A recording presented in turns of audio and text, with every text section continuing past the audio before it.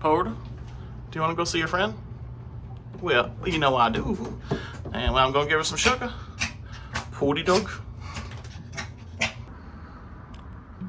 About 3 months ago, we met an elderly woman. She was in her 80s. We were just walking by one day, and she asked to say hi to Porter. And within like 20 seconds, let's see how many times I have to cut this because cars are going by. She was petting Porter, and she asked if he was friendly, and I explained how friendly he was and all that. And within no time at all, she picked him up, and she did something that really stuck with me.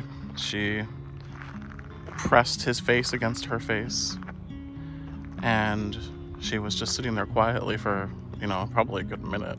Oh, Porter, you're gonna poop right now, okay. And after holding Porter to her face for, I don't know, at least a minute, and just in silence, she started to cry. She apologized, and she said she, just missed her dogs and wishes that she could still have dogs. The facility that she lives in apparently doesn't allow them to have dogs. So after she told me that they aren't allowed to have dogs there, I figured, I didn't say this out loud, but I figured, we would go and stop by whenever we can go out to take a walk, and that way she can just hang out with Porter a little bit. It's not much, but it's something, right? Well, it is. Come on, Bubba. And that was, 3 months ago. And almost every day we go out and we see her. Sometimes she's not there. Sometimes we don't go out at that time or whatever. But we see her, quite a bit. This last week, we haven't been seeing her. Which, again, sometimes it happens. People sometimes just don't go outside. This way, Poe. And so I didn't think much of it, but after, 9 days went by, I started to kind of get curious. I didn't see much activity going on where she lived.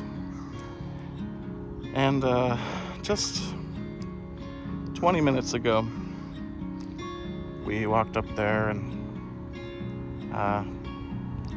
I went just to knock on her door just to see how she was doing, and she didn't answer.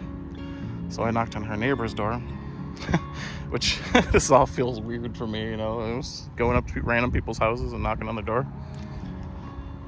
But it turned out that she passed away about a week ago. It made me unbelievably sad, but at least we knew her before she passed away, and it just made me think of people. I've done it myself. We are so involved in our own lives and in ourselves, and I don't know, just it's important to take the time to stop and be friends with people, and older people specifically.